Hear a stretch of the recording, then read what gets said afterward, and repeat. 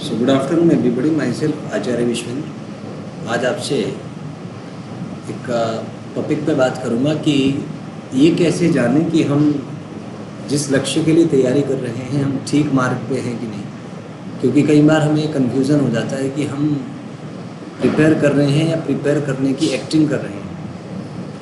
तो उसका एक बड़ा छोटा सा हिंट दूंगा। आप अब तक समझ गए होंगे कि आपके अंदर एक एल्गोरिथम काम कर रहा है, एक सिस्टम काम कर रहा है, ऑटोमेटिक सिस्टम। और जिस ऑटोमेटिक सिस्टम में तीन चीज़ें हैं, इंफॉर्मेशन, प्रोसेस और एनर्जी।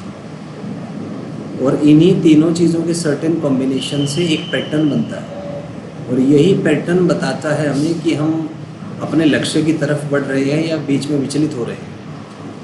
तो इसको जांचने का एक बड़ा सीधा सा तरीका है, आप अपने लक्ष्य की कल्पना करें कि मैं ये करना चाहता हूँ, और अनुभव करें कि आपके अंदर के जो वाइब्रेशंस हैं, जो भावनाएं हैं आपकी, वो किस तरफ निर्देशित होती हैं। क्या आप सहज रूप से अपने लक्ष्य की कल्पना करने में सक्षम हैं, या आप विचलित हो जाते हैं, आपको घबराहट होती है, बेचैनी होती है, तनाव होता है, अवसाद होता है। तो यदि आप अपने लक्ष्य को स्पष्ट रूप से बिना किसी विचार के प्रत्यक्ष अनुभव करने में सक्षम हैं, तभी वह लक्ष्य आप प्राप्त कर पाएंगे। तभी आपके जो वाइब्रेशंस हैं, तभी आपका जो पैटर्न है, जो न्यूरल पैटर्न्स हैं, वो सही दिशा में। लेकिन यदि लक्ष्य की कल्पना करने पर आप विचलित हो जाते हैं, भावुक हो जाते हैं, इमोशंस आ जाते हैं, आप विचार आ जाते हैं, तो इसका मतलब अभी आपका पैटर्न ठीक नहीं बन पाया, और 99.99% संभावना है कि वह लक्ष्य आप प्राप्त नहीं कर पाएंगे।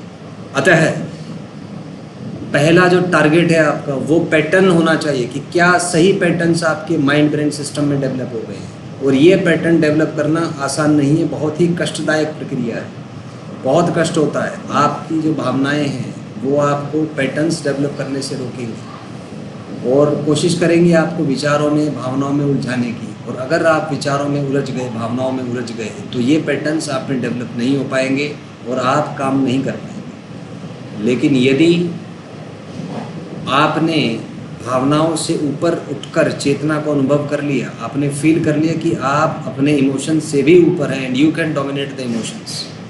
और इमोशंस डोमिनेट करने के लिए आपको ज़रूरत पड़ती है विल पावर की।